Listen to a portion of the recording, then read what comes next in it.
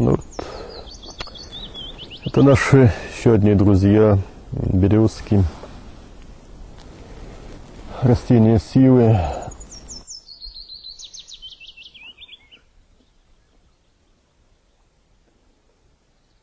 Духовный путь – это любовь, а любовь – это есть не требование себе чего-то, это есть отдавание. Только если мы дарим свою любовь, вот даже этим прекраснейшим растениям, только в таком случае может наступать гармония с ними. Вот я сейчас единосущ с этими нежными существами, состоящими из света сознаний внутри этих стволов.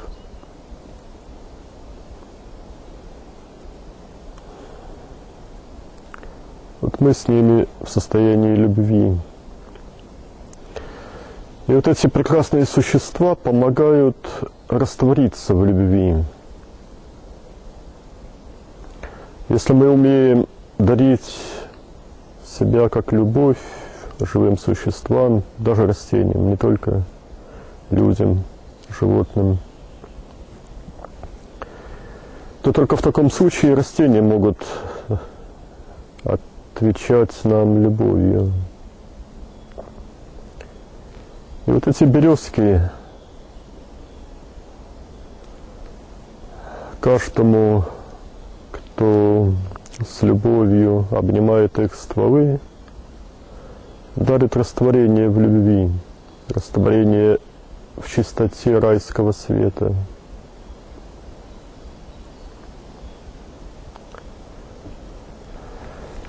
И более того, да, ну вот для чего растворение? Для того, чтобы уничтожить свое личное «я», для того, чтобы научиться сливаться в любви с другими душами, для того, чтобы познать, что такое есть чистая любовь.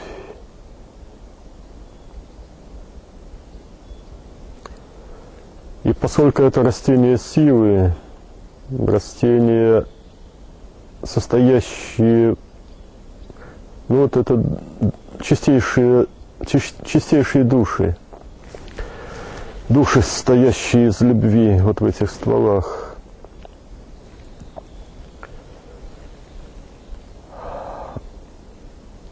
С их помощью можно познать, что такое любовь. И более того, вот мы говорили о уже эзотерических, сложных механизмах растворения себя как сознания, растворение, которое готовит нас к тому, чтобы раствориться в Творце, став им в обители Творца. Здесь можно делать такую медитацию. Есть только вот эта единая любовь этих берез, в которой меня нет. Единосущность душ. Но вторая половина медитации – это есть только лес вокруг, в котором совершенно нет меня. Даже любовь этих берез растворяется в гармонии этого леса.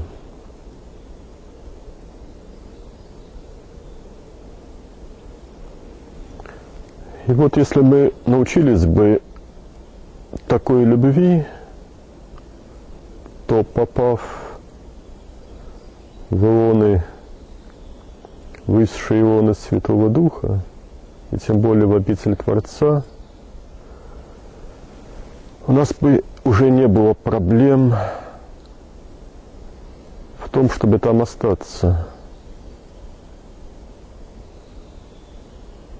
Потому что механизм растворения освоен, и он работает уже как бы автоматически. Попав вот в такую вот любовь, мы сливаемся с ней.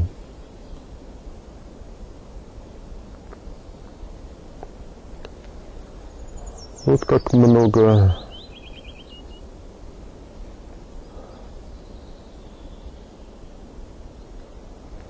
многому может научить любовь вот таких вот прекрасных душ,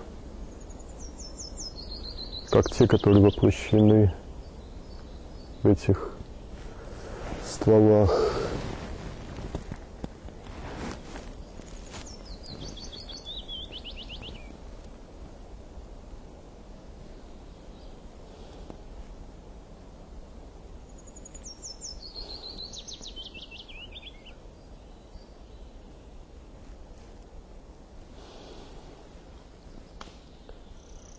Ну вот теперь вы по очереди растворитесь все вместе с нашими друзьями, березками.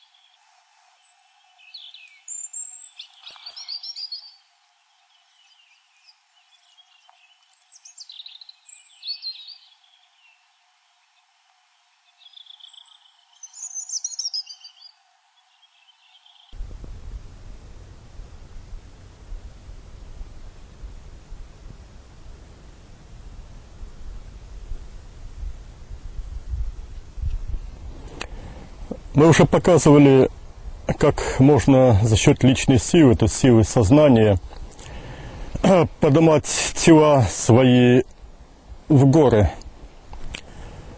Вот мышцы сознания. Сокращали мышцу, и тело волочилось за ней, не прилагая никаких усилий. Сейчас таких способов развития личной силы очень много, и они могут иметь и прикладное значение во время бега, или вот подняться на гору. Кто-то может подниматься вот на такую гору, проклиная вообще все, держась там за сердце, дыша, там все болит, еле-еле забирать. А можно, забыв о теле, подниматься радостным сознанием, веселым радостным сознанием. Вот, кстати, тут вот стоял трактор когда-то, он не имел сознания, сейчас его разобрали на металлолом, вот первое лето, когда его не стало здесь, а то очень долго стоял вот труп трактора, или лежал, лучше сказать, труп трактора. Он вот не смог забраться на эту горку, потому что у него не было вот этого веселого сознания, не умел поднимать свое тело, как умеем мы. Я подробно не буду рассказывать про механизм. Таких механизмов много. Развитие личной силы через работу сознания, работу с телом, воздействие на тело сознанием. Можно не только радикально исцелить тело, но можно даже вот поднимать его на горы, не прилагая никаких усилий. Не буду рассказывать подробности этого механизма, но чтобы всякие там черные маги, колдуны не стали пытаться повторять, совершенствуя свою дьявольскую силу только на этом. Все это можно делать эффективно с точки зрения эволюции сознания только в тончайших состояниях себя как сознания. Вот нужно стараться из обители Творца воздействовать на вот этот кусок материи, плоти, для того, чтобы учиться управлять им. Поднимать сначала его вот на такие горки, потом вообще как Дэвид Копперфильд, или как Иисус по воде ходил, ну и так далее. Ну, сейчас вот мы тут вознесемся на верхушку этой горочки за счет силы сознания.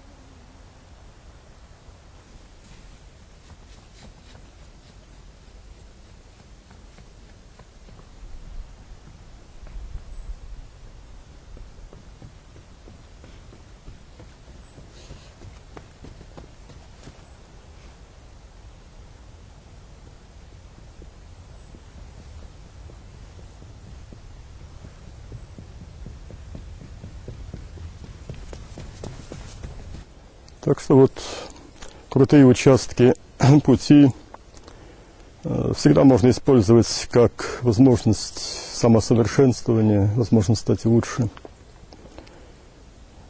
В горке нужно бегать бегом, в частности.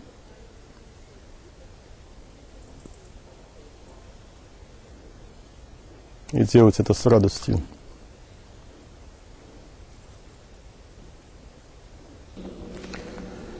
Вот сейчас мы находимся на шоссе, которое ведет вот туда, вот в низинку в эту, ведет к одному из замечательнейших мест силы, огромный Махадубль Птахотепа. Место силы, на котором очень много, почти всю программу можно пройти, начиная от раджа-йоги и кончая слиянием с Творцом в его обители. Ну, небольшая добавка сюда должна быть только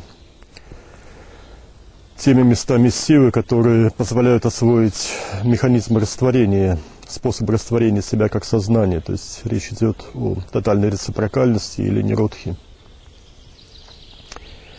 Но вот еще интересный момент такой был у нас в истории нашей работы на этих местах.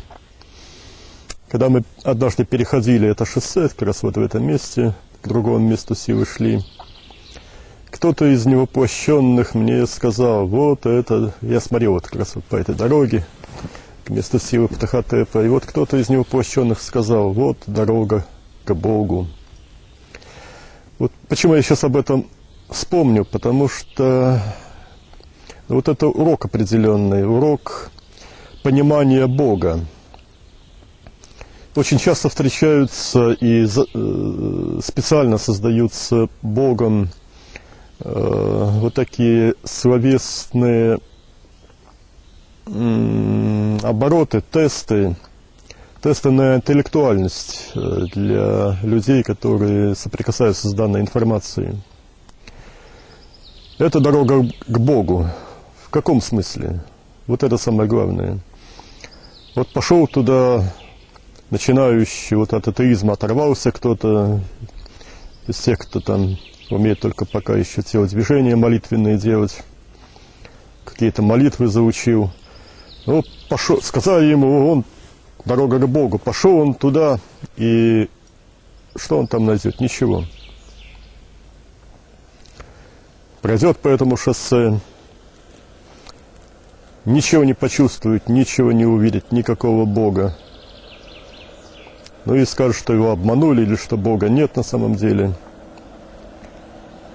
А истина состоит в том, что Бога могут увидеть только те, кто развили себя до такой способности видеть Бога. Истина в том, чтобы развивать ясновидение. Но это особо большая тема, о которой мы еще поговорим специально. Но сейчас скажу, что ясновидение должно развиваться за счет утончения сознания. За счет перехода сознанием в более тонкие эоны. Именно так.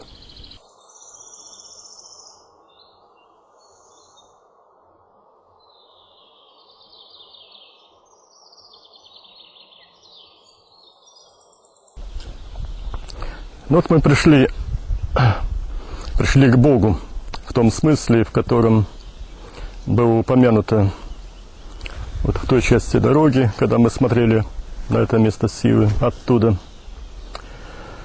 Пришли к Богу, вот в самом прямом смысле пришли к Богу. Мощнейший божественный учитель Патахотеп, огромный Махадубль, вот протяженность его основания в несколько сотен метров здесь, лицо над нами. Но сейчас его трудно рассмотреть, потому что совпадает с солнцем. Изумительное место для работы. Значит, младшая группа. Мы сейчас работаем с чакрами. Значит, причем обращу внимание, здесь машины ходят. Значит, надо ходить по правилам движения дорожного.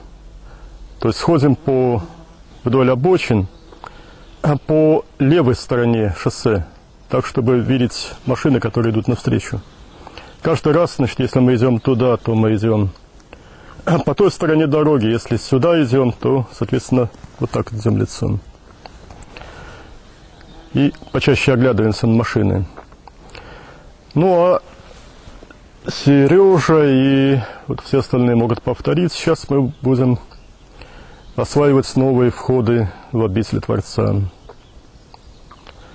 Разминка – это медитация нам, полная медитация нам.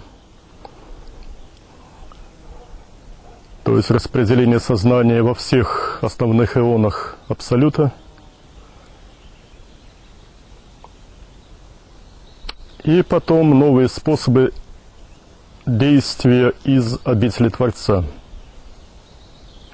Вот это программа нашего сегодняшнего дня, ну а потом пойдем в гости к Иисусу, на его место силы, на его любимое место. Там с ним пообедаем. Здесь мы с Патахотепом кофе выпили, закусили, но обедать пойдем с Иисусом. В самом прямом смысле, в самом прямом, подчеркиваю, в самом прямом. Они сейчас, то есть Иисус сейчас не имеет тела, Патахотеп тоже.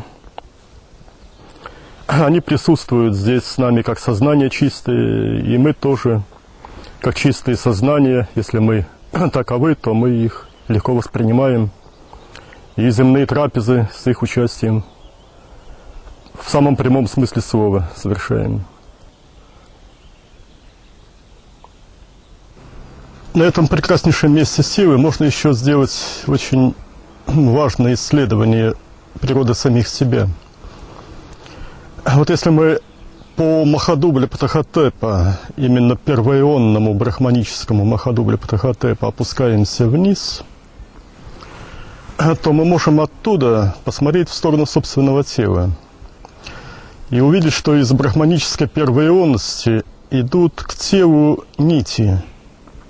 Множество нитей, по-видимому, каждой молекуле или каждой клетке тела.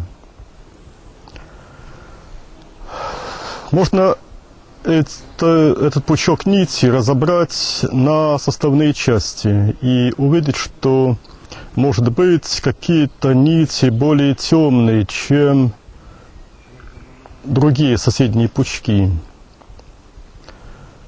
Это может говорить о том, что данные органы, к которым подходят данные пучки нитей, имеют какое-то болезненное состояние. Если по этим пучкам направлять свет из брахманической первоионности в данные органы, то они исцелятся. Можно еще что сделать? Можно весь этот пучок, вот как сноп, взять под мышку и двумя руками очень легонечко подергать за него. Можно предположить, что отрыв этих нитей от тела каким-то невоплощенным сознанием и будет приводить к его смерти, к смерти тела. Но нам это ни к чему сейчас. Нам нужно, наоборот, продолжать работу и другим помогать. Поэтому мы сами сейчас уже способны сделать следующее. Из брахманической первоионности по всему этому снопу огромного количества нитей мы можем послать энергию божественную в тело и вот распределить ее всю внутри тела. Это можно повторить много раз. Вот еще один из приемов не только исцеления тела, но и, по-видимому, снятия серьезных кармических, неблагоприятных явлений с точки зрения здоровья тела.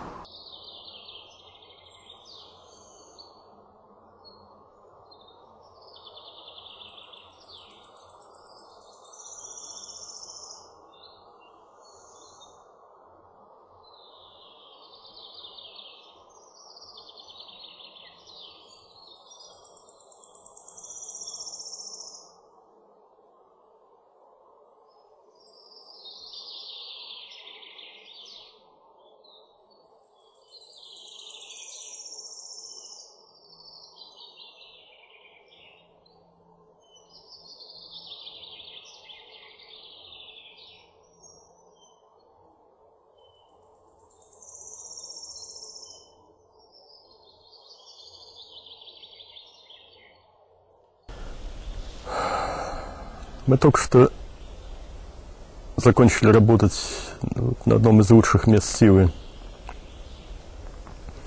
которые есть в нашем распоряжении. Вот место силы, где запросто можно тренировать единосущность себя с Богом Отцом. И брахманическая первоионность, и медитация нам, огромный, сильнейший брахманический первоионный Махадубль Птахотепа,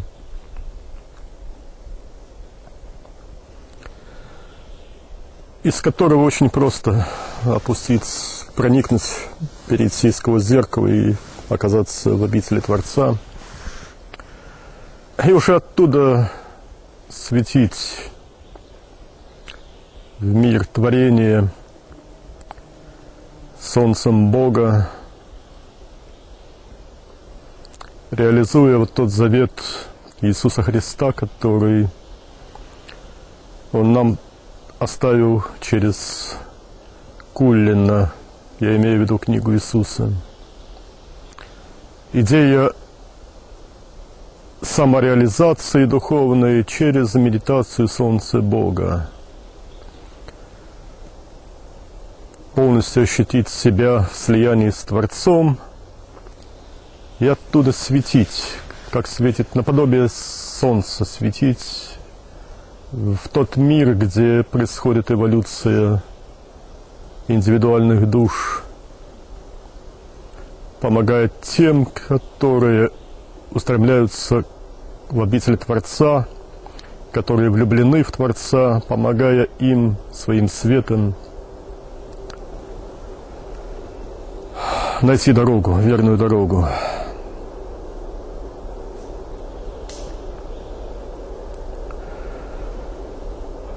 Ну, вот в частности, для того, что я уже говорил о том, что все это реализуется через... Для реализации вот всего этого необходимо ясновидение.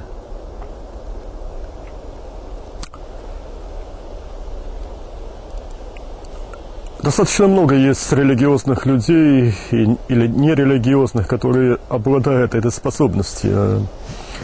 Вольно-невольно, ну вот хотя бы взять алкоголиков, у которых бывает белая горячка, когда они видят чертей. Это же не фантазии больного ума, а это реальность. Они попадают в ад и видят обитателей ада, только и всего. Это тоже ясновидение. Но это то ясновидение, которое никому не нужно, которое приводит приводит к мистическому страху, к ужасу, к сонастройке с обитателями ада, и человек программирует себя на жизнь в аду.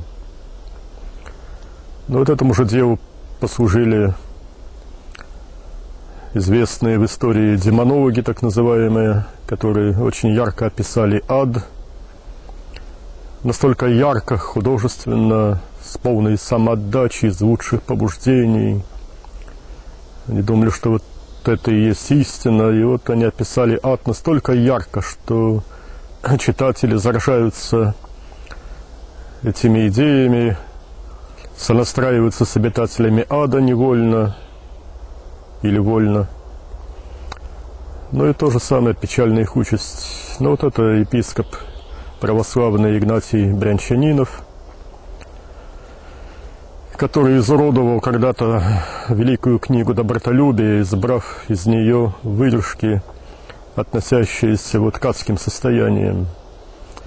Я имею в виду так называемые отечники, разновидность учебников православной церкви современной, именно современной. Или вот автор книги «Роза мира» Даниил Андреев, тоже из лучших побуждений, сослуживший очень дурную службу массам людей. И вот, как ни печально, как ни странно кажется, но вот именно такого рода литература становится наиболее популярной. Литература адекватная по своему содержанию, по настрою, адекватная людям, не имеющим любви, людям, оказавшимся неспособными понять учение Иисуса Христа, в частности, понять учение Бога в целом. И вот огромное количество людей, заражаясь вот этой демонологией, отправляются к демонам, сами становятся демонами. Вот еще одна форма ясновидения, которая развивается при помощи и этих книг этих авторов, в частности, я стал говорить вот о формах ясновидения, это вот то, что можно наблюдать в православных храмах очень часто, и особенно в православных монастырях, когда люди там отмахиваются во время молитвы, во время службы, как будто бы, ну вот я от комаров иногда отмахиваюсь здесь в лесу, чтобы не мешали медитировать, сливаясь с сознанием Бога. Они отмахиваются не от комаров в храмах, а от реальных бесов, которых они видят. То есть ясновидение проявляется у многих людей, но вот есть ясновидение при огрублении сознания, ясновидение, которое программирует в ад, ясновидение, которое позволяет видеть демонические сущности, бесов, дьяволов. И такого ясновидения нам, в общем-то, и не надо. Другая форма ясновидения – это то, которое обретается через утончение сознания, обретается при познании более тонких эонов пространственных. И вот по мере проникновения в более тонкие эоны мы расширяем диапазон своего восприятия не глазами тела отнюдь, и вообще не верхним пузырем восприятия, а мы расширяем диапазон своего восприятия за счет видения духовным сердцем. Вот я подчеркиваю, что вот это особенно важно. Вот к этому надо стремиться, к видению духовным сердцем. Это достигается через утончение сознания, через увеличение себя как духовного сердца, через как раз вот те приемы, которые мы демонстрируем, которым мы обучаем.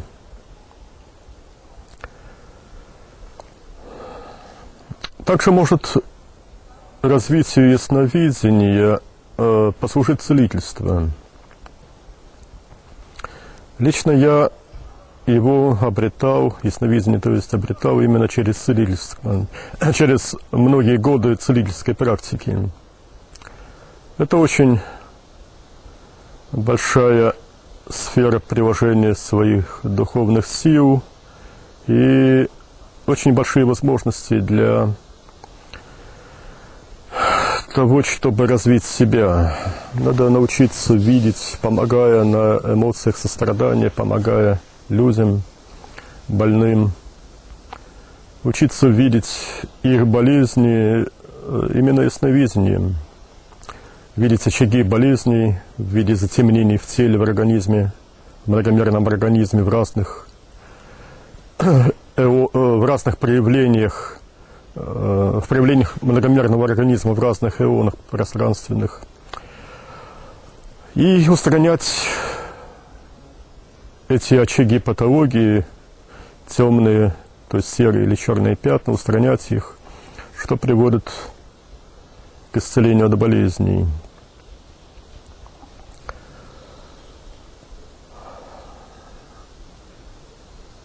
Ну, каковы бывают целители? Вот я говорю о целительстве, и, конечно, очень многие, реагируя на вот этот сам термин целительство, целители, задумываются о том, как бы вот найти мне целителя. Это вместо того, чтобы прилагать собственные усилия к исцелению себя. Вот как исцелять себя, об этом, в частности, вот мы достаточно много говорим в нашем курсе занятий, и в том числе и сегодня, о том, как уже с божественных позиций самим воздействовать на собственное тело, устраняя, может быть, последние очаги кармических затруднений, которые могут проявиться в виде болезней. Вот управление теми самыми нитями стало доступным для нас. И вот так можно исцелять и себя, так можно исцелять и других, достойных того. Это уже прямое преображение кармы. Именно так поступают божественные учителя, поступают божественные духи, воздействуя на судьбы воплощенных людей. Ну вот мы то же самое можем делать. Но, правда, можно найти массу целителей, которые будут утверждать, что они берут карму там чужую на себя, за это страдают.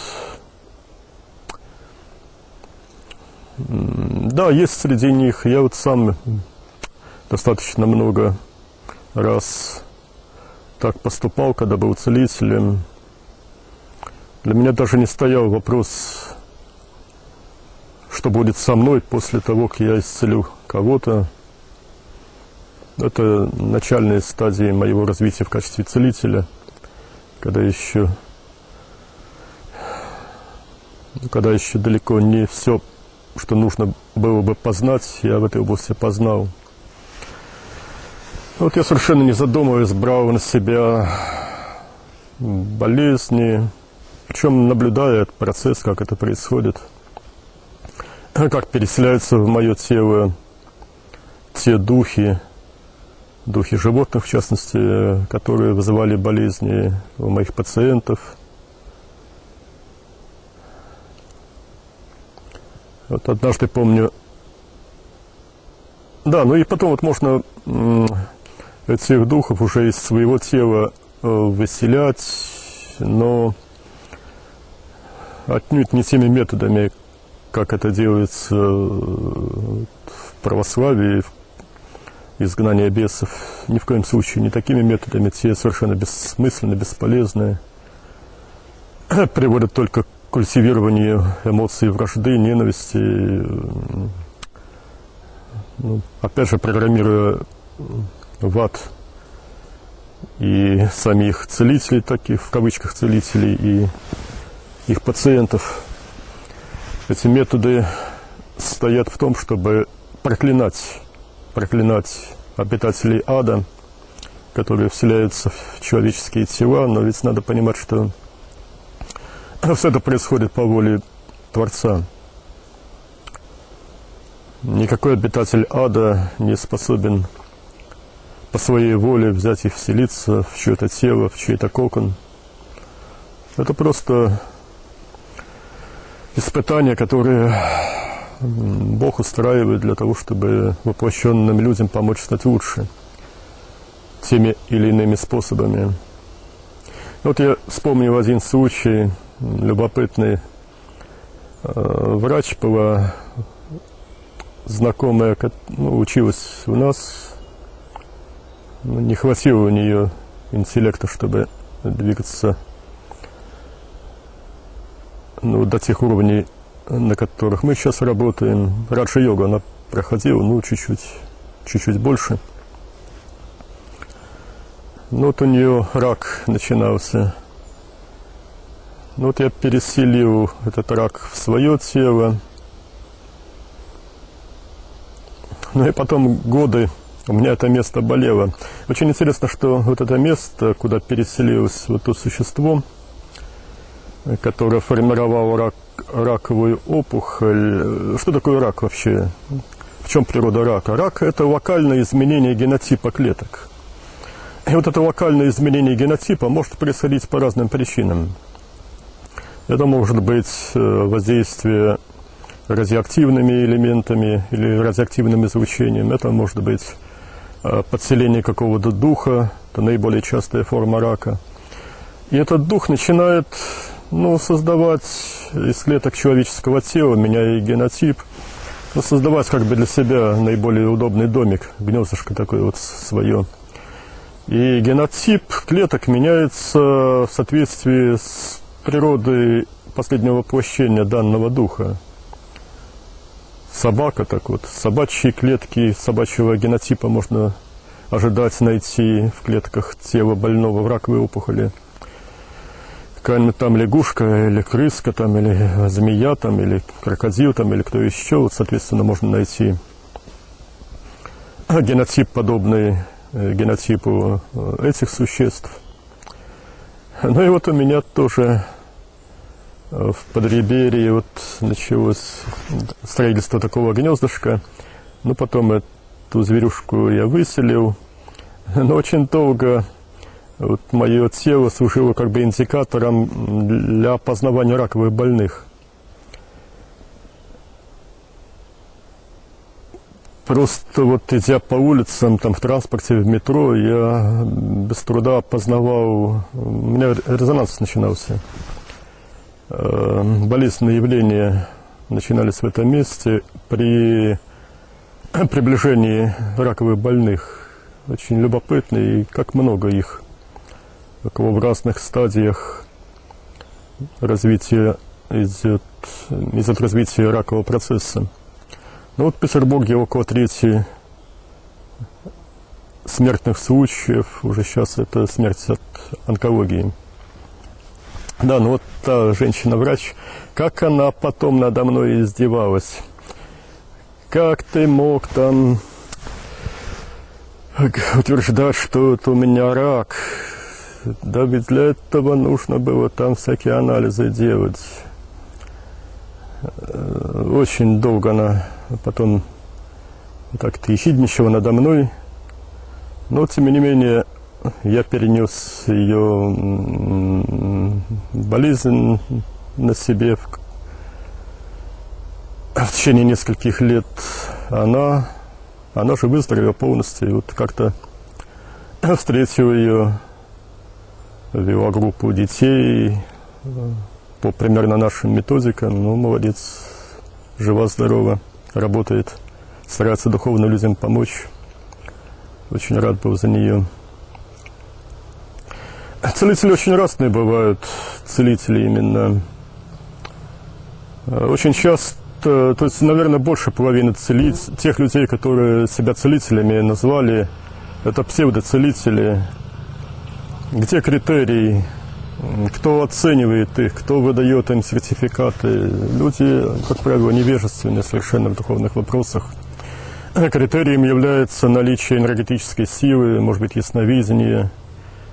Видит человек бесов, там обладает дьявольской силой, вот, пожалуйста, ему дают сертификат целителя, и он начинает зарабатывать на этом деньги. Хотя он вовсе не целитель, а наоборот вредитель. А только лишь общение с такими людьми очень часто приводит к тяжелейшим заболеваниям и у тех, кто обратились за помощью к ним, и у просто обычных людей, считающих себя здоровыми. Недавно получил письмо из Германии от какого-то бывшего русского целителя.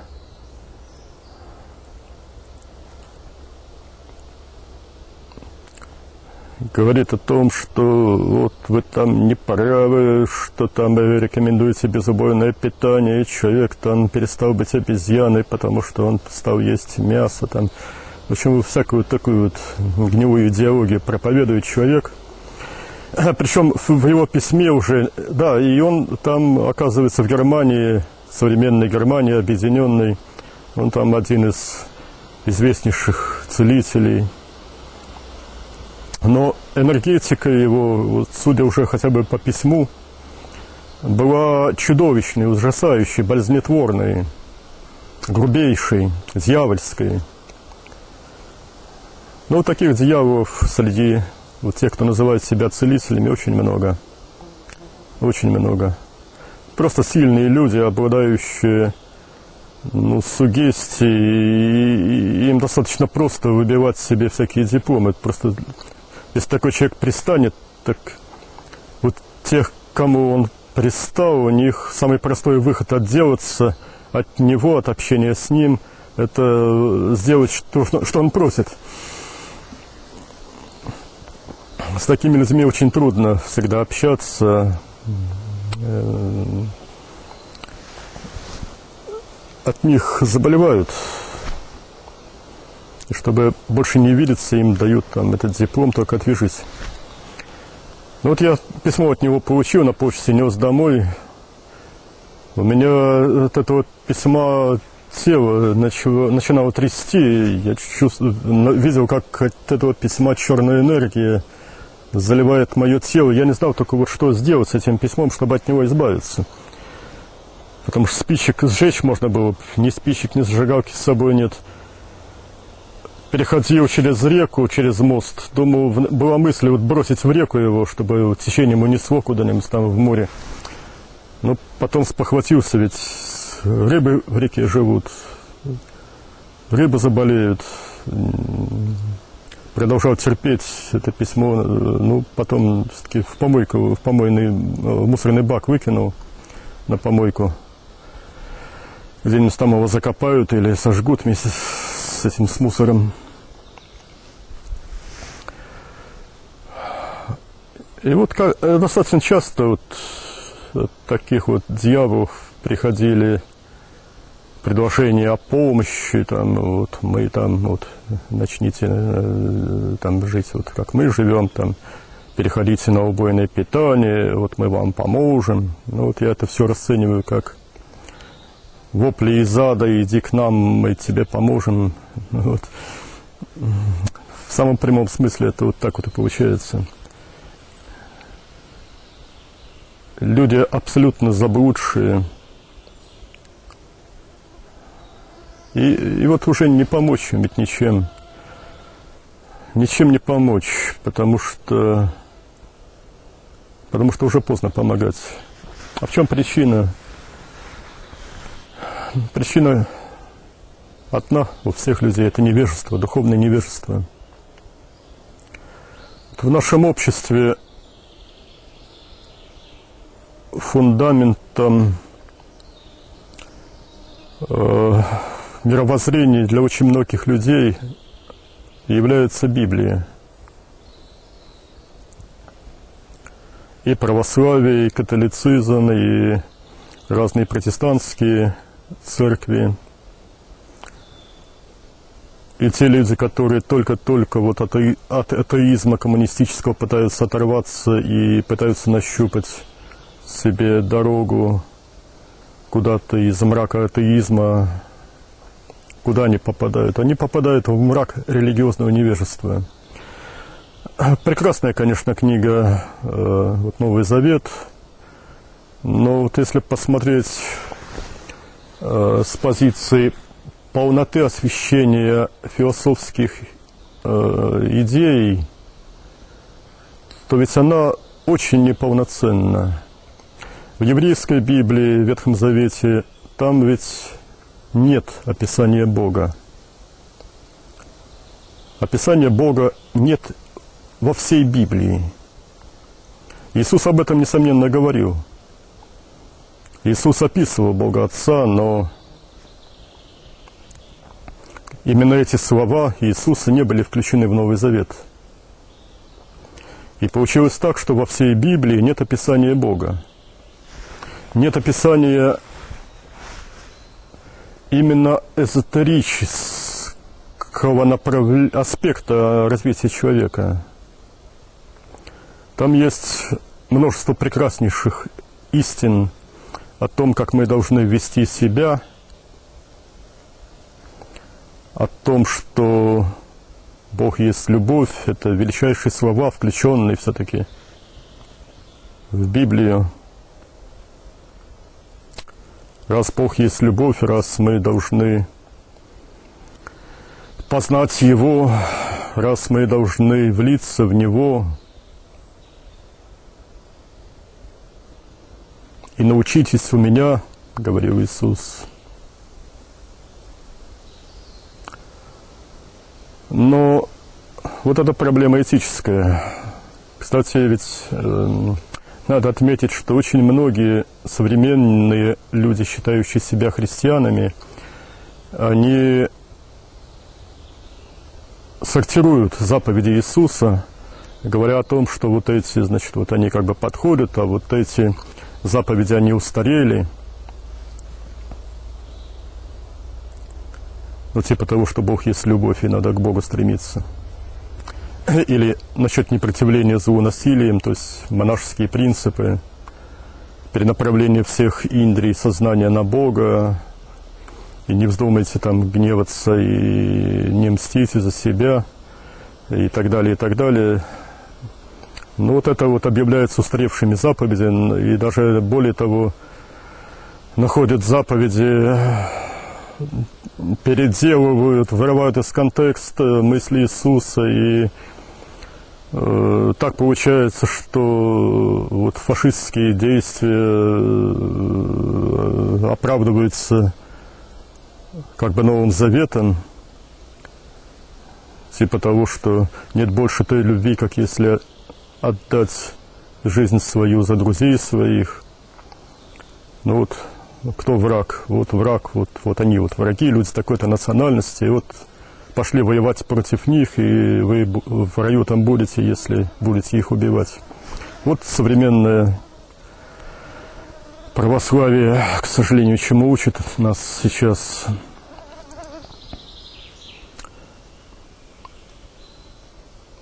Это полное непонимание сути учения Бога.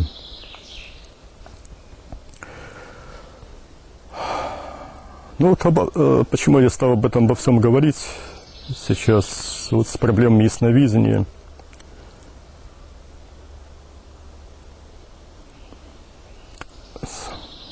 Ясновидение вовсе не то нам нужно, которое позволяет видеть ад, хотя его тоже необходимо познать, чтобы избежать его. Нужно, наоборот, развивать себя в сторону утончения сознания, помня о том, что Творец есть самое утонченное сознание во Вселенной.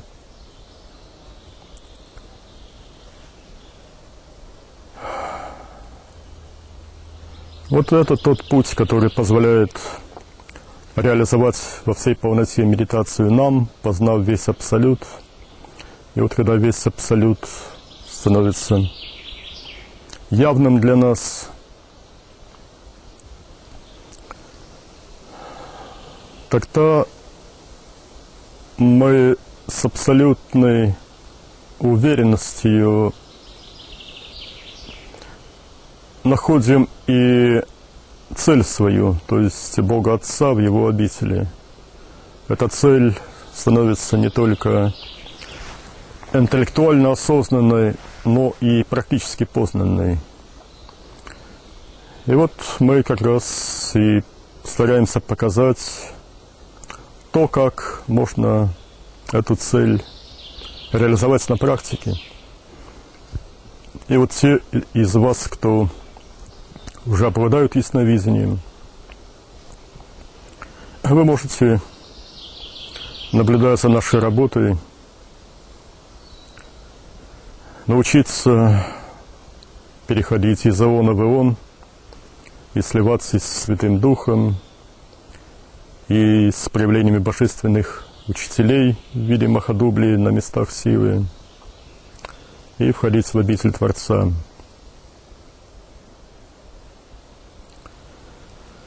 Ну а самые первые шаги, которые нужно сделать для того, чтобы вообще стронуться с мертвой точки привязанности к материальному плану, это шаги этические.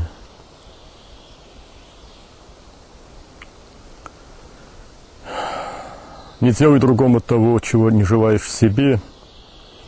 И вот эти другие, это не только люди, не только друзья, это и вот птички, поющие нам сейчас, и зверюшки, живущие здесь, и даже растения. В частности, костры мы жгем как? Стараясь не повредить ни одному живому существу, ни муравью, ни травинке, ни цветочку, ни росточку любого другого растения. Или на старых кострищах жгем костры. Или можно сделать костер на лесной дорожке, по которой никто не ходит.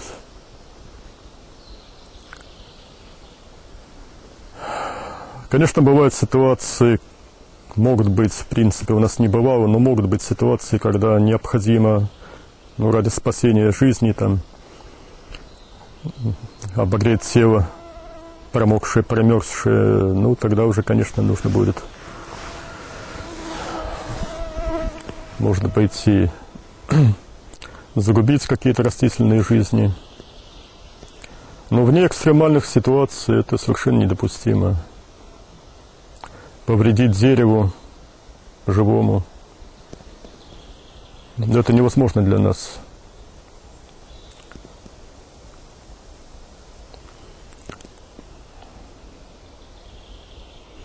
Если говорить о жизнях птиц, млекопитающих, то каждый из нас без всяких сомнений предпочтет закончить воплощение от голодной смерти, чем вкусить чего-то трупа.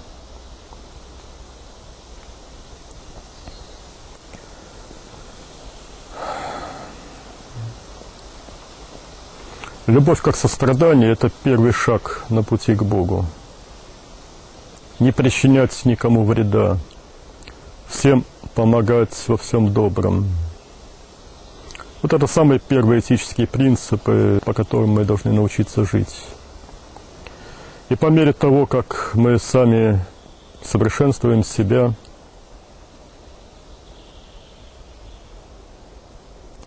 и Бог дает нам возможность познавать Его, приближаться к обители Творца. Люди же, которые ради традиции, ради получения мимолетных удовольствий режут иву на всякие праздники, убивают или соучаствуют в убийствах елок, сосен на Новый год, Рождество. Но поймите, что вот это как бы во имя Иисуса Христа Рождество празднуется, но это является полным отрицанием учения Иисуса Христа. Это является антихристианством по сути, если мы отмечаем христианские праздники убийствами.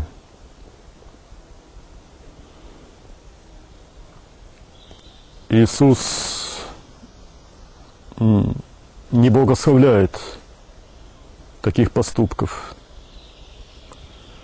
Эти поступки абсурдные. Убийствами отмечать, убийствами праздновать какие-то даты, посвященные Богу. Абсурд.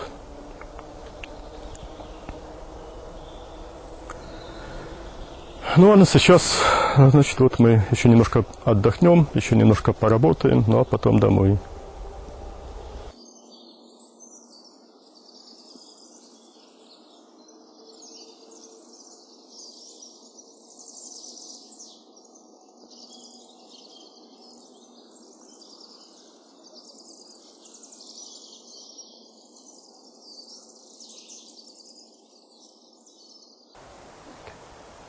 Мы сейчас на месте силы для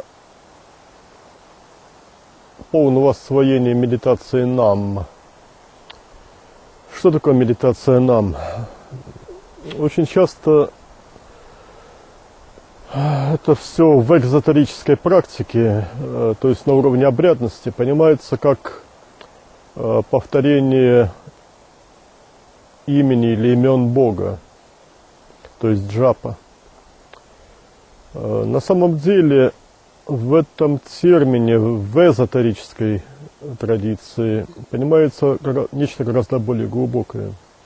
Нам это не имя, а описание. Описание Бога в аспекте абсолюта. Вот это очень важно уразуметь. И имя, имена, они могут входить в гораздо более широкое понятие описания. Что такое описание? Сюда могут входить и разные эпитеты Бога, и разные имена Бога. Гораздо важнее конкретные божественные учителя, если мы научились с ними сливаться в качестве едамов.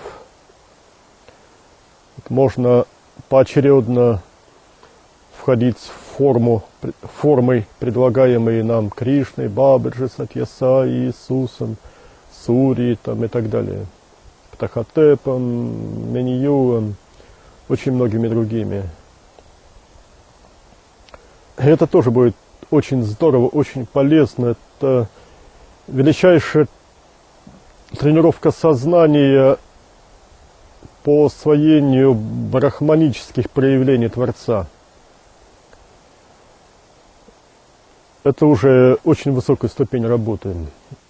Но еще важнее, еще более высокая ступень, это поочередно заполнять все эоны Абсолюта, которые приведены на схемах строения Абсолюта в ряде наших книг, а потом заполнить все эоны Абсолюта одновременно, включая обитель Творца.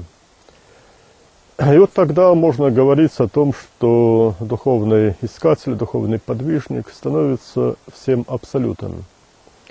Это очень важная ступень для того, чтобы перешагнуть уже к полному, совершенному заполнению собою обители Творца, и чтобы стать через это его неотъемлемой частью.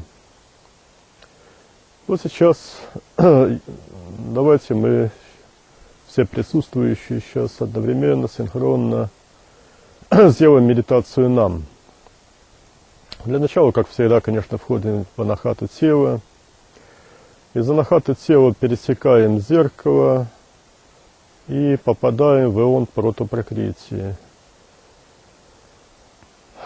Как теплая, нежная южная ночь со звездами, предрассветное состояние, теплые, нежные южные ночи, где видны на небе звезды, полно звезд, они мерцают чуть-чуть. Вот это состояние эона протопракрити. Если перейти из зеркала вперед, минуя собственное тело, то мы оказываемся в эоне пракрити. То есть из протопрокрити сформировался мир материи, сформировался по указанию Творца. И вот здесь мы можем ощутить собою, наполнить собою и минералы нашей планеты, и материю стволов этого прекрасного леса, ощутить всю землю, ну и так далее. Отойдем снова в эон протопрокрити и опустимся в глубину, на ступеньку глубже вниз. И там мы находим эон протопуруши. Эон заполненный диффузной энергией, с которой формируются зачатки душ. Если пересечь зеркало вперед, то мы оказываемся в раю. То есть пока еще не испорченные райские души, вот то самое райское состояние, но о котором в такой смазанной форме говорится в Библии, что впервые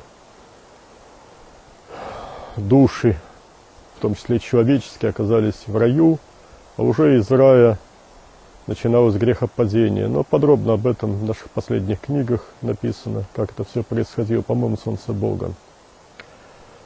Ну вот, уже 4 эона мы просмотрели из 6.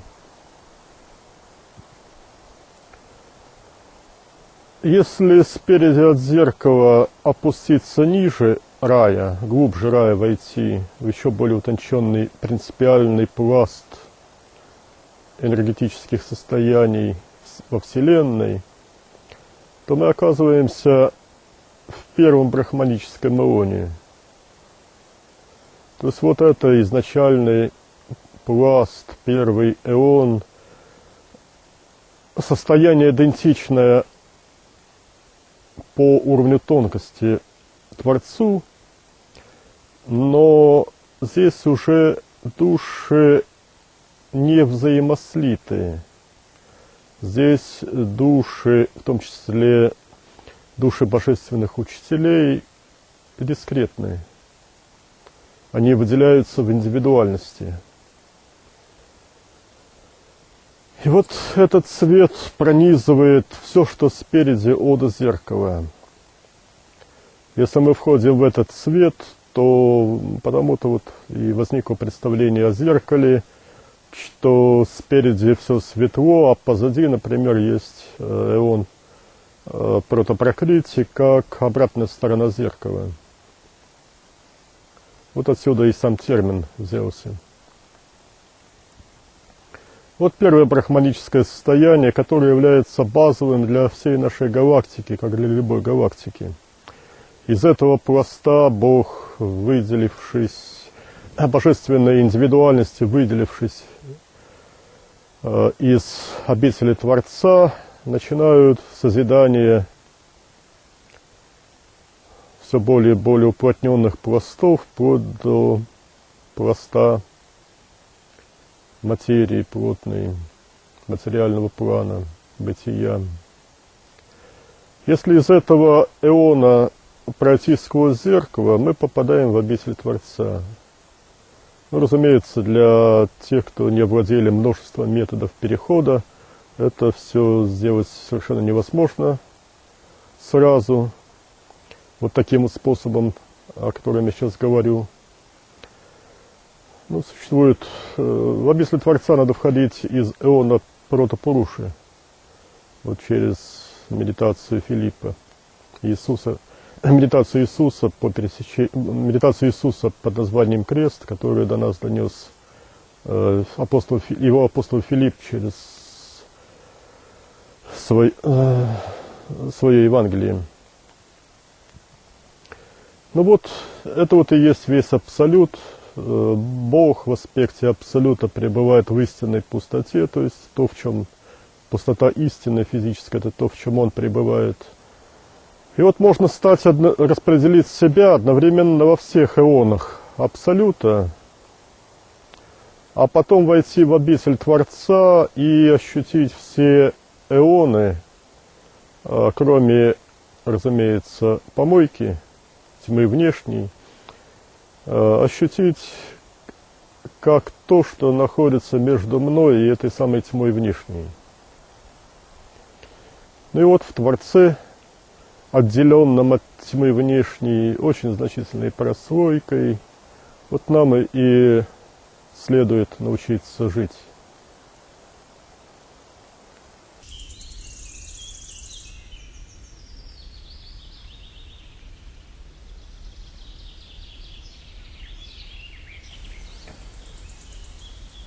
Вот здесь вот еще тут 3 метра, или даже меньше, 2,5. Один из уголков рая на поверхности земли. Сейчас мы туда войдем и ощутим его блаженство. Вот это то... Ну, в общем-то, райские состояния разные бывают.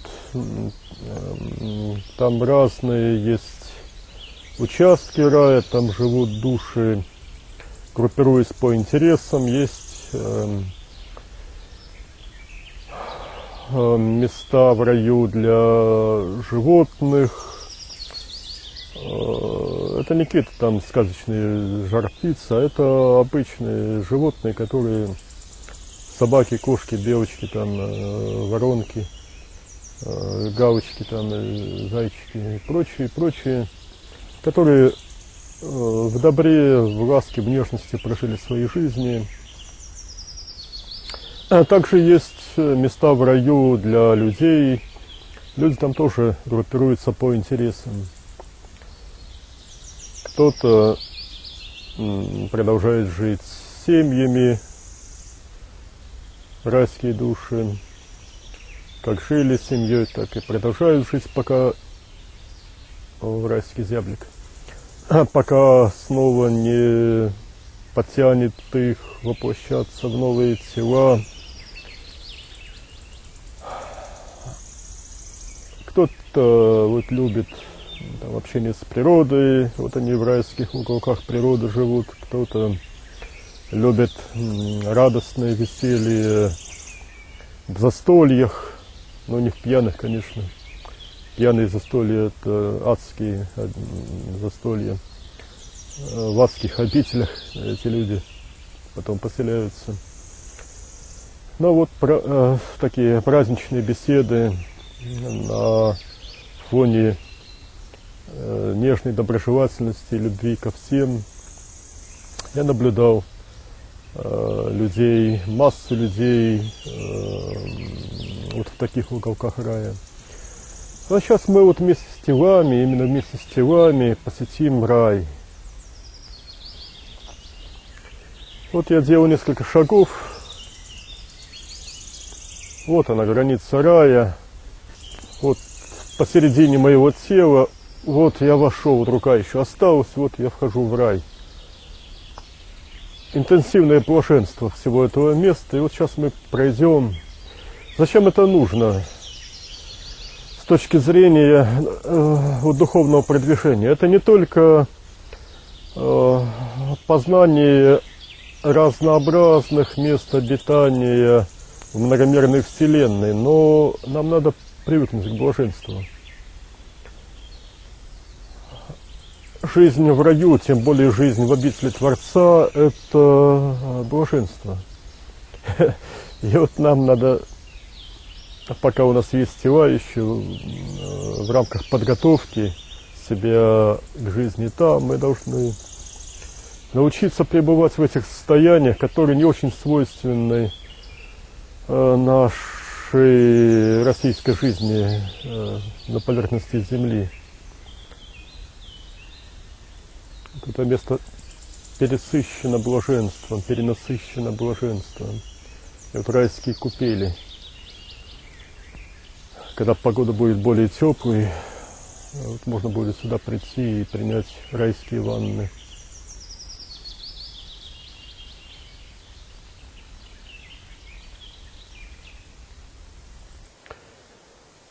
чем была природа, какова структура вот того места силы рая?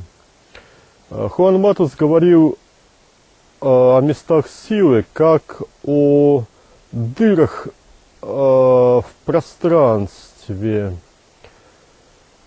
Надо понимать, что эти дыры в том или ином эоне обнажают как бы другие эоны. Это полностью адекватное описание, хотя столь же правомерно будет и чуть-чуть иное, с другой стороны, как бы это выпячивание тех или иных эонов, большая их плотность здесь, на поверхности Земли. Ну, также мы знаем, что есть другие варианты по механизму появления, варианты мест силы. Это могут быть махадубли божественных учителей, это могут быть техногенные места силы, обычно отрицательные, ну, типа трансформаторных будок и тому подобное. Бывают антропогенные места силы, ну, в том числе отрицательные. Если, например, вот какая-то компания адских людей посидит у костра, то вот на этом месте образуется долгодействующее отрицательное место силы. Ну вот там мы, ну, большое разнообразие вариантов может быть. Есть места силы, как проходы, соединяющие одну точку поверхности Земли с другой. Иногда на очень большие расстояния, вплоть до там, 1000 километров и так далее. Иногда бывает там сотни метров. Очень большое разнообразие, сейчас обсуждать это не будем. Вот то место силы рая, оно позволяло, это было выпячивание как бы вот иона Пуруши на поверхность Земли. И вот мы могли вместе с телами войти в рай.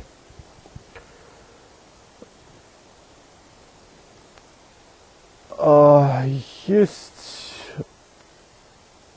также возможность на местах силы вместе с телом войти в обитель Творца. Для этого нужно достаточно хорошо ее обжить. Ну, вот я сейчас покажу, как это делается. Попробуем вместе со мной все это сделать, те, кто достаточно много способов знают вхождение в обитель. Да, мы изучали, наши божественные учителя показали нам много именно способов вхождения в обитель Творца. И это дало нам устойчивость, дало нам возможность быть уверенными в себе, если мы покинем тела в разных условиях. Не обязательно на месте силы положительном, скорее всего, что так и будет. Запас прочности. Именно, ну вот у нас сколько, пара десятков, наверное, способов вхождения в обитель. Начиная от классического способа, это медитация креста Иисуса, кончая вот каждым из кончая методами Едама с каждым из божественных учителей. Они предоставляют свою форму, по которой можно, заполнив ее, обретя путем тренировки избыток как бы сознания в первоионности брахманической, можно достаточно просто проникать в обитель. Это зависит от количества сознания, от, ну, как бы в кавычках, массы сознания, объема сознания.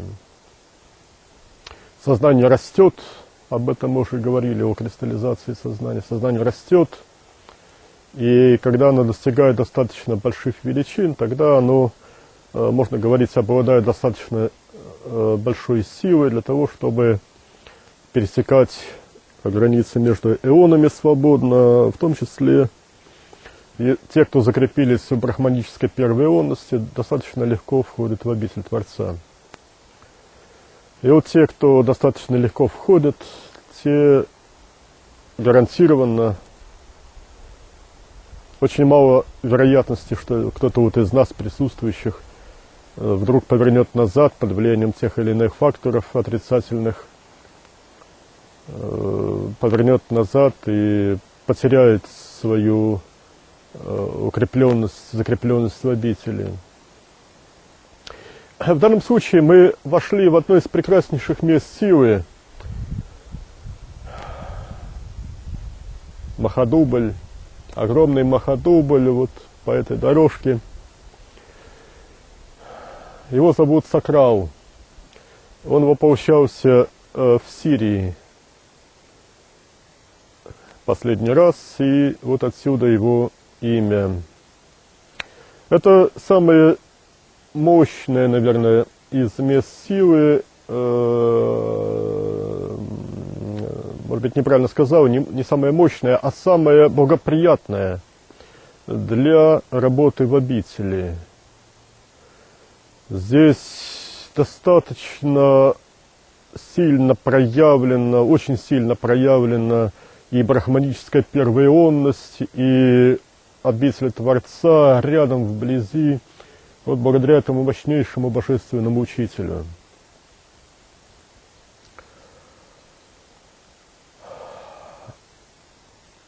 Мы только что вот были на том месте, где легко было осваивать медитацию нам. То есть слияние сначала с отдельными проявлениями Абсолюта, потом со всем Абсолютом одновременно, включая Творца, распределение сознания и в обители Творца, и в творении.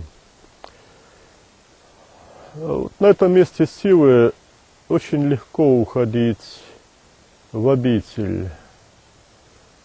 Как? Ну вот простейшая схема. Полная медитация Хуанди, медитация Сурьи 2, вторая медитация Сурьи, медитация Сатья Саи, 3 дантьяна в обители, вседержительство,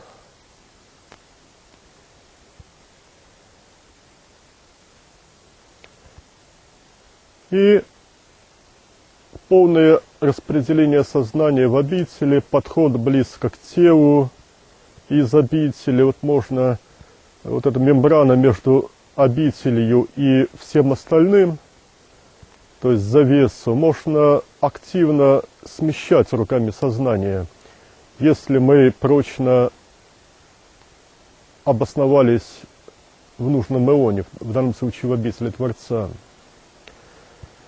И вот подобно тому, как Дэвид Копперфильд показывал свое чудо, как можно в надутый резиновый шарик взять и вот сквозь его стенку внести некий предмет типа колоды карт, что-то еще, щелк, и там можно также вынуть. Это, несомненно, божественное чудо, связанное с полным совершенным управлением материей. Дематериализация, материализация. Это не видеотрюки, это все вот он показывал на глазах у публики. Мы сами все были свидетелями в зале, здесь, в Петербурге. Ну вот можно обитель Творца вынести за пределы тела. Тело оказывается внутри. Но вот та дальнейшая работа, которую мы еще не проделали, это нам предстоит, это дальнейшее преображение тела, уже перенесенного в обитель Творца. Может быть, нам удастся достичь когда-нибудь тех вершин совершенства, которые демонстрируют наши учителя. Пока вот это то, чего мы пока еще не освоили. Но вот мы освоили зато пребывание в обители Творца. Здесь пока наши тела еще живы. И мы можем с полной ответственностью заявить о том, что, и это подтверждают наши учителя, подтверждает Бог Отец, что мы представляем здесь на земле Творца в самом прямом, непосредственном смысле этого слова.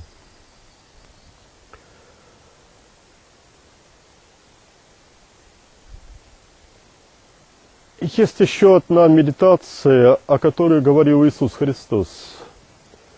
В Новом Завете она упоминается, это медитация лоза. Что такое лоза? Сознание исходит из обители Творца,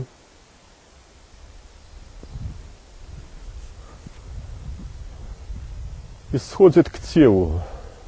Тело присутствует. Но сознание находится не в теле вовсе, а в обители Творца, оно там укоренено. Мы единосущи Творцу своей основной частью себя как сознание. И мы исходим из обители, и часть себя размещаем в теле.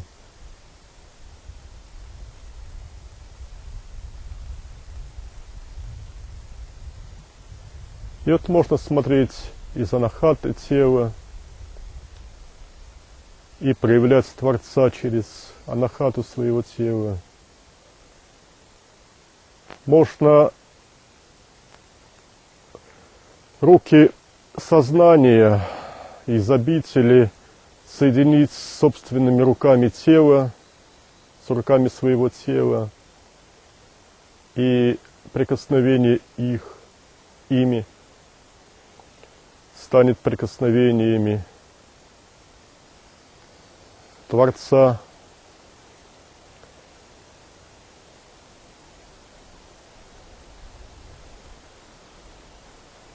Или же можно даже сквозь глаза переливать сознание Творца воплощенным.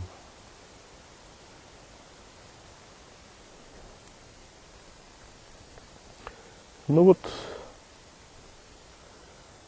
мы показали сейчас то высшее, что достигла наша школа.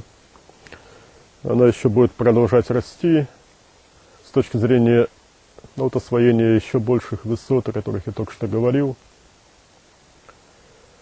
Но не пытайтесь нас найти. Набор учеников у нас прекращен, мы работаем только. Вот нам удалось набрать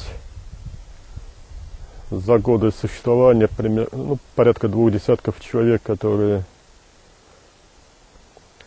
были достаточно зрелыми, беспорочными душами, чтобы все это освоить. Мы сами будем продолжать работать над собой. Ну, а вам мы можем предложить плоды деятельности нашей школы в виде полностью описанных методик, полностью описанной теоретической части во многих книгах. Они есть в библиотеках основных, они представлены в интернете, их можно заказать почтой. Почему именно так я расставляю ситуацию? Потому что, учась на Творца, нужно научиться творить. И развитие отдельных школ духовных проявляется в том числе через творчество в создании методов совершенствования себя от обычного человека, привыкшего совершенно естественным образом жить в мире материи. Любой ребенок приучается, иначе быть не может, именно так и должно быть, приучается вначале существовать среди материальных предметов в материальном миру. И лишь по достижении определенного возраста человек начинает интересоваться духовными ценностями, Может быть, он влюбляется в Творца, хватает развитости его интеллекта для того, чтобы правильно понять, что такое Творец. И вот вокруг такого человека начинается сотворение методов самосовершенствования. Если он имеет любовь в себе, совершенно необходимую для того, чтобы продвигаться духовно к Творцу, он не может идти один, он обязательно идет вместе со спутниками, своими ближайшими друзьями и побеждает. Ну а мы наследие нашей школы, духовное наследие, знания, методики достаточно хорошо изложили и обеспечили ту ситуацию, чтобы эти методы остались в истории духовности на Земле. Но вот еще очень важный вопрос, последний, который сейчас мы рассмотрим, это как начать, с чего начать. Очень важно понять сполна вот то, о чем мы говорили многократно, что духовное продвижение возможно только лишь духовным сердцем. Только если человек освоил первую стадию центрирования, то есть научился жить в среднем, именно в среднем дантьяне, стал энергией среднего дантьяна, энергией чакры анахаты или духовным сердцем. Вот отсюда начинается духовный рост. Это первая ступень центрирования. Только в этом случае может наступить вторая ступень центрирования. Это когда человек становится настолько большим духовным сердцем и настолько утонченным, что он может уже погрузить себя в сознание Земли, в его центр, ядро планеты нашей. Он научается смотреть, воспринимать окружающий мир оттуда, вот из этого объема гигантского по сравнению с физическим телом, но ничтожно маленького в сравнении с масштабами всей Вселенной, или хотя бы даже нашей галактики, или даже Солнечной системы. Ну вот третий этап центрирования – это то, когда человек, став вот столь большим духовным сердцем, научается погружать себя в обитель Творца, в центр Бога в аспекте Абсолюта.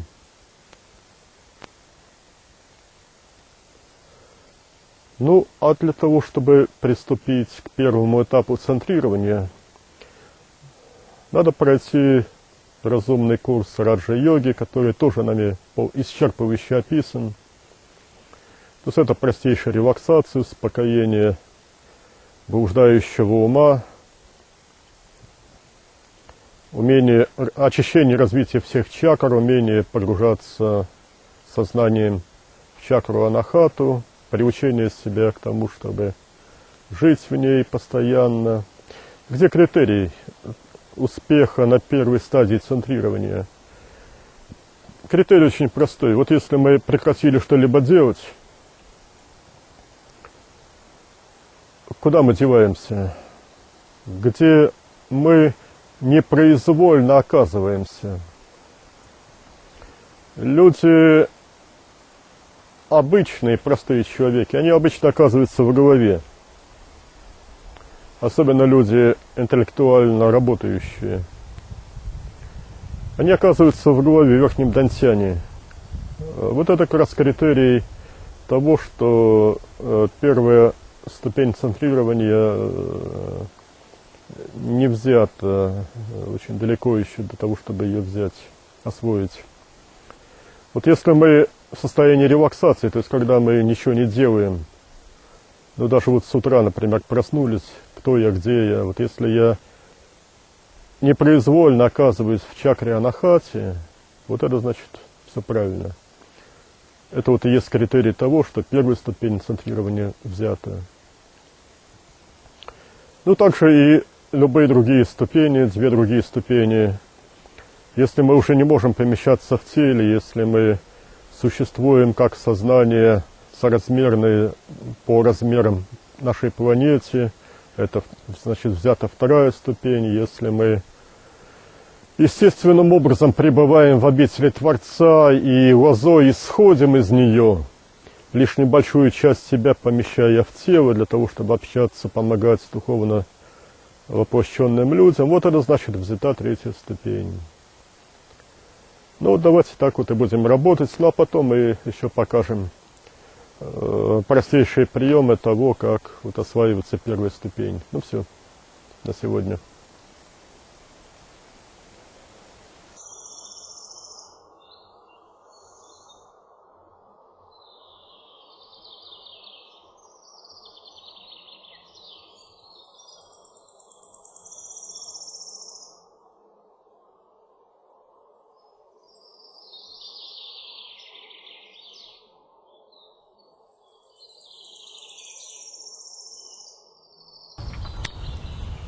Но сегодня у нас последний выезд за город, последнее занятие данного курса. Сейчас вот мы на берегу прекрасного озера лесного. И вот сейчас все, кто еще не проходили этот этап работы когда-то раньше, надо будет поплавать с маской, с трубкой в этом озере. Для чего это важно? Это очень важно на самом деле. Это один из уроков на духовном пути, потому что это приучает вот плавание, именно подводное плавание с маской. Это очень важно на самом деле. Научиться воспринимать иные миры. Ведь все мы, родившись на поверхности Земли, привыкли смотреть вот на материальный мир только лишь в воздушной среде. Но нам нужно на пути духовном научиться воспринимать разные другие эоны. И ну, вот как бы вспомогательным приемом для того, чтобы научиться, для того, чтобы легче воспринять другие пространственные мерности, можно, как переходная ступенечка, научиться воспринимать совершенно другую среду, татву воды, стихию воды. Потом я еще покажу, как вот можно как можно становиться Нептуном или Посейдоном. Это одно и то же. В татве воды это силовой аспект развития сознания, одно из его проявлений. Ну, в общем, все сегодня поплаваем с маской, у кого еще есть с собой.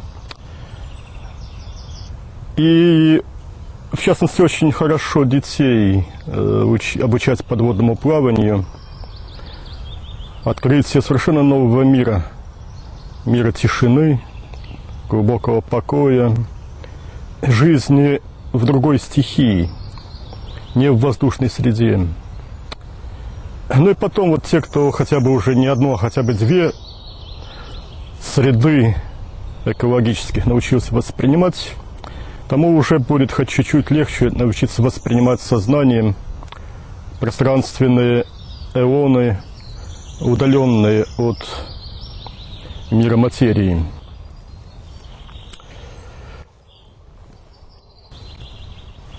А сейчас, значит, следующее я скажу, подводя итоги вот на данный момент, итоги проделанной нами работы. Мы вот показали, мы сами проложили путь от обычного земного человека, но разумного на самом деле,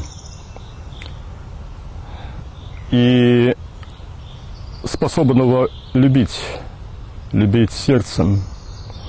Вот начали мы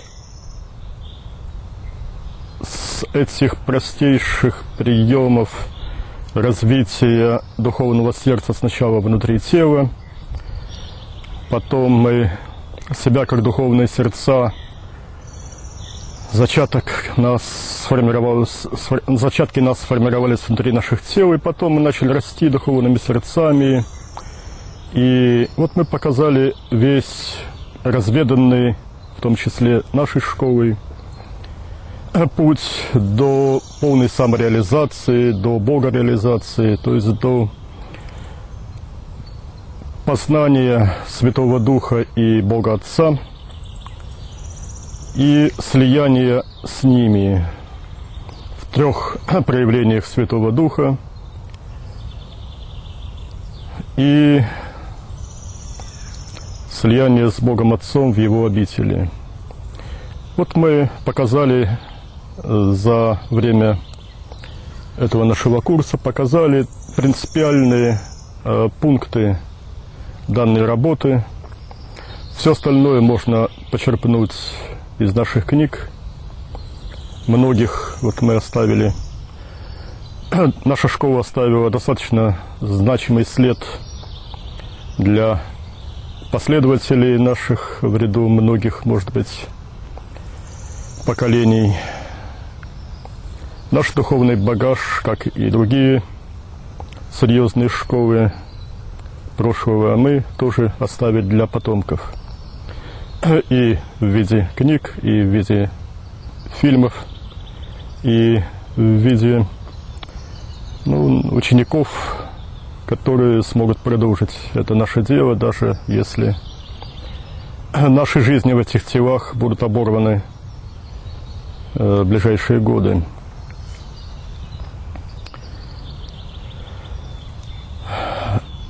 Но вот те люди, которые приняли концепцию школы нашей через книги, через фильмы, у них вполне естественный вопрос должен возникнуть.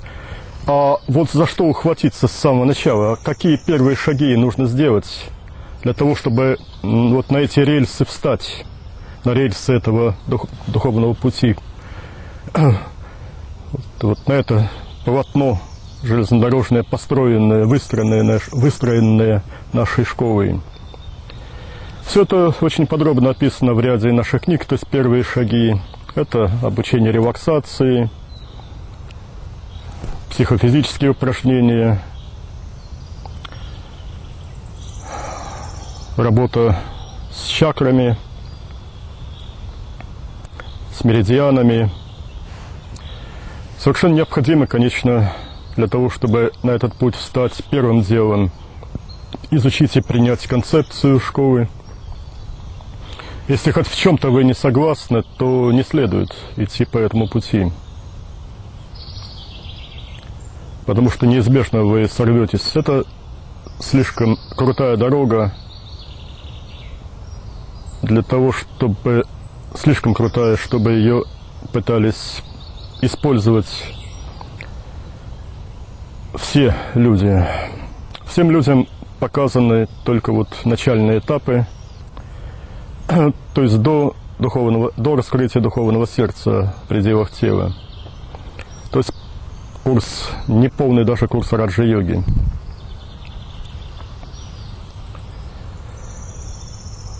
Повторяю, что все это начало в ряде моих книг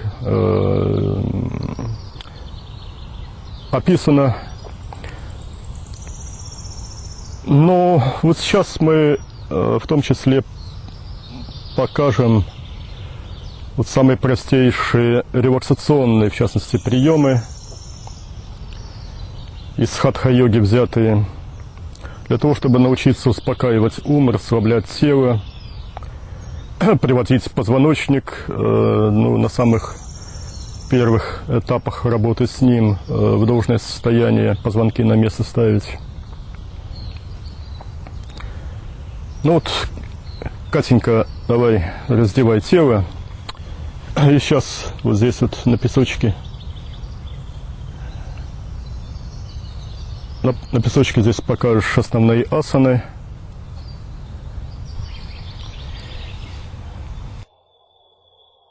Ну вот что Катенька должна показать нам. Первым сделаем половинную позу черепахи, да?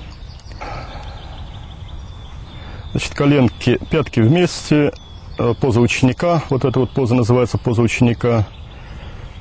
Коленки врозь. И лбом ложимся впереди, руки со сложенными ладонями вперед, перед головой. Коленки для чего должны быть разведены? Для того, чтобы было куда провисать животу. И вот у Катеньки сложная ситуация, у нее такого выраженного живота нет, чтобы провисать ему. Но это исключение. А у всех в основном немножечко большие животы, телесные. И вот, чтобы вот этот материальный живот тела, он мог провиснуть. По мере углубления релаксации, вот нужно сейчас забыть обо всем и, может быть, сосредоточиться на том, как провисает живот. Полная релаксация всего тела, и по мере углубления этой релаксации живот будет на самом деле провисать, у кого он есть. Позвоночник будет расслабляться постепенно. И вот в обычной обстановке, при тренировках по успокоению ума, это очень важно, хотя бы вот начальные этапы успокоения ума освоить до того, как приступить к работе с раджа-йогой. С помощью релаксационных асан нужно освоить остановку ума. И вот для этого мы концентрацию сознания перемещаем в живот, ощущение провисания живота. Если мы полностью ушли сознанием из головы, вот через такой вот простейший прием, это еще даже не раджа-йога, это хатха-йога. Но вот с помощью вот такого очень существенного и очень простого приема хатха-йоги можно избавиться от круговорота мыслей, от концентрации на неприятных воспоминаниях каких-то, если они есть, то у обычных людей они всегда, конечно, есть. Что-то не получается в земной жизни, кто-то там что-то не то сказал, обидел там и так далее.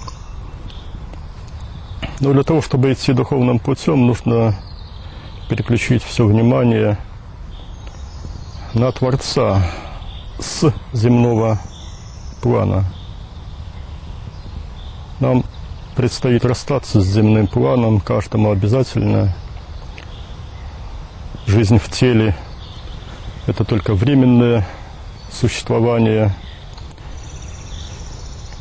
данное нам для того, чтобы мы смогли усовершенствовать себя, стать лучше.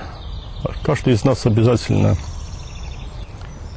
через какое-то время, более или менее продолжительное, покинет тело и должен освоиться в нематериальных мирах.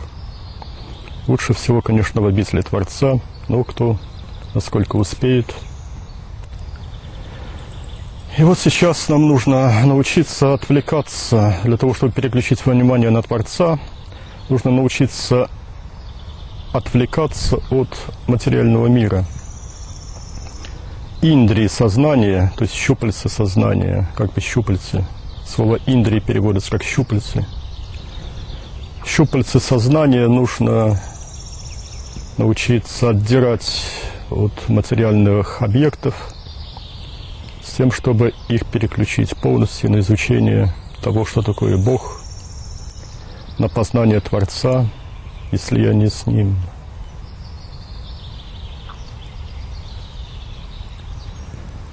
Вот такой самый элементарный, простейший прием может положить прием хатха-йоги,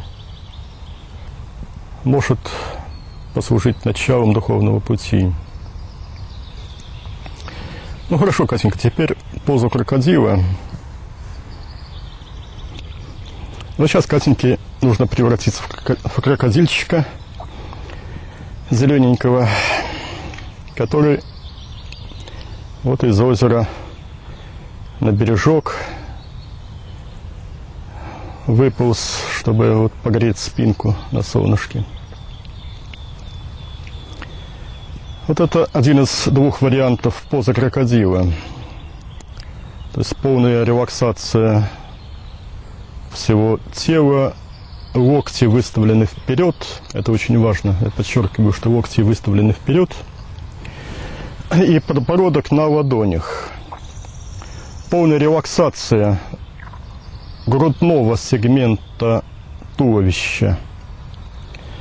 И вот при этом, по мере того, как углубляется релаксация, можно ощутить щелчки в позвонках.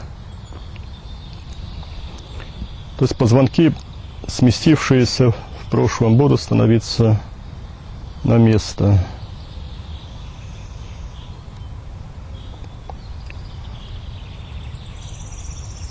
В частности, вот эти две позы крокодила, они должны помочь ликвидировать сутулость, которая присуща очень многим людям. А сутулость не даст возможности развить духовное сердце. Для того, чтобы та или иная чакра развивалась, она должна существовать в расправленном виде. И поэтому для работающих с духовным сердцем, с чакрой анахатой, очень важно научиться, может быть, даже жить на неполном вдохе, чтобы не выдох, не состояние грудной клетки при выдохе было доминирующим, а состояние грудной клетки на среднем вдохе. И вот отсюда уже и дышать. То есть если как бороться с сутулостью? Не контролируя вовсе, лучше всего не контролируя там напряжение мышц, не отгибая плечевые суставы назад, а именно лучше всего приучить себя жить на вдохе неполном. И вот тогда грудная клетка расправлена чакра анахата, в ней удобно жить, потому что она стала побольше, из нее удобно смотреть во все стороны, и вперед и назад. Ну, теперь, Катенька, вот второй вариант позы крокодила. Значит, это вторая часть вот освоения релаксации. Она, в частности, как делается? Мышцы спины, верхней части спины, которая ближе к голове, они должны быть легко напряжены. Голова, передняя часть туловища удерживаются прежде всего за счет мышц спины, ну и чуть-чуть лишь опираясь на локти. Голова поднята. Вот эта асана позволяет приучить верхние мышцы спины к тонусу. Опять же, чтобы ликвидировать сутулость.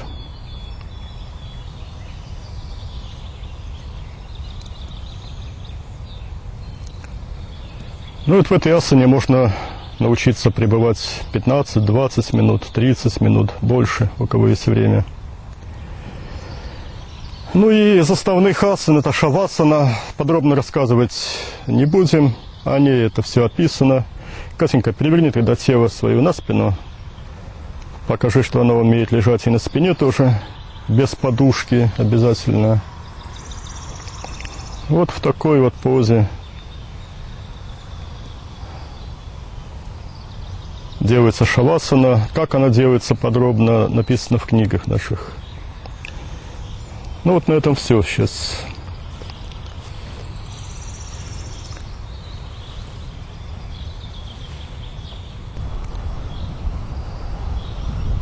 Ну и так остается еще раз пожелать всем тем, кто примут то, что мы говорим от Бога живого,